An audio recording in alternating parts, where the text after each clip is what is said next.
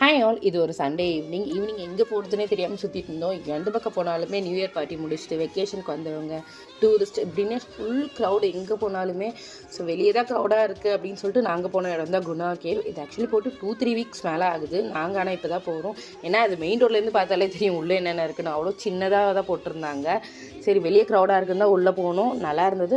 மெயினாக என் பையனுக்காக தான் போயிருந்தோம். அங்கே சுற்றியும் அவனுக்கு பிடிச்ச அந்த Hulk, wonder woman, super heroes மட்டும் வச்சுருந்தாங்க. அதுக்காகவே போனோம். அவன் எல்லாருக்கூடையும் நின்று அழகாக ஃபோட்டோ எடுத்துக்கிட்டான்.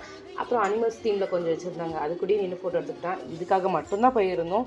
அப்புறம் என்ட்ரன்ஸில் பார்த்திங்கன்னா ஹாலோவின்ல ஒரு கோஸ்ட் தீம் அந்த மாதிரிலாம் ஃபுல்லாக வச்சுருந்தாங்க. என் பையனுக்கு மெயினாக அது ரொம்ப பிடிச்சிருந்தது. அது எல்லாமே சுற்றி பார்த்துருந்தோம்.